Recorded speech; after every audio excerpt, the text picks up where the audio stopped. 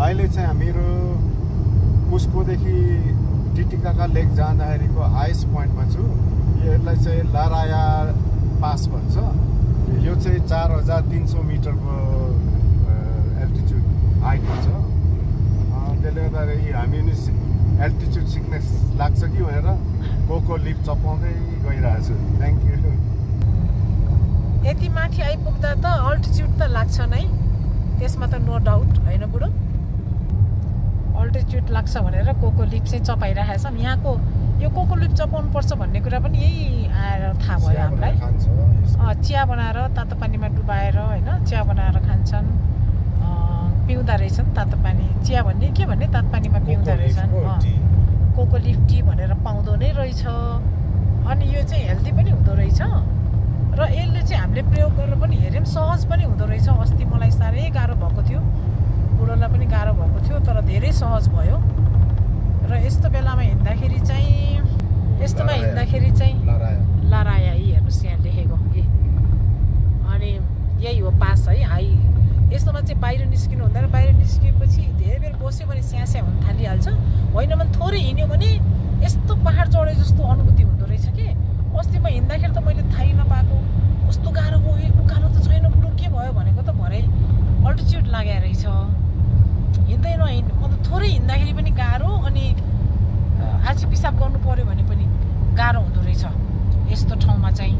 त्यसले गर्दा चाहिँ यो पात चपाइरहनु पर्छ, किनभने हामी चाहिँ यति हाइटको युज टु छैनौँ।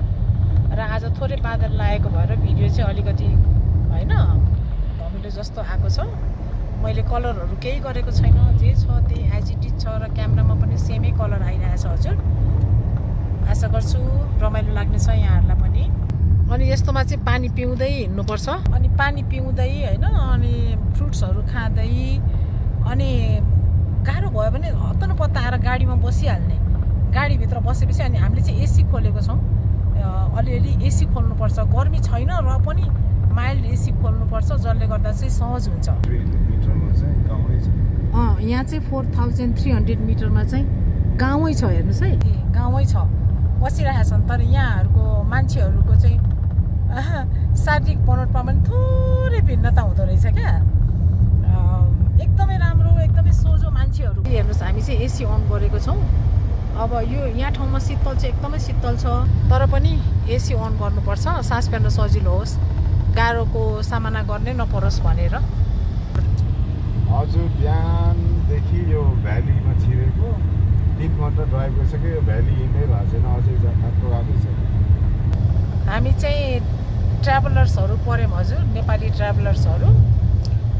हामी चाहिँ अहिले साउथ अमेरिकाको पेरू भन्ने देशको चाहिँ कुस्को भन्ने सहरबाट टिटिकाका भन्ने सहर, टिटिकाका लेकमा चाहिँ जाँदैछौँ। त्यो बेलाको बाटोमा देखेको दृश्यहरू तपाईँहरूलाई देखाएको हो। भेडाहरू बाटो क्रस गर्दैछन्, टेर्दैनन्। हामी चाहिँ टाउको झुम्म हुन थाल्यो, हामीलाई पनि टाउको भारी हुन थाल्यो। अनि यस्तोमा सुन्तला खाने, अघि पानी खायौँ हामीहरूले।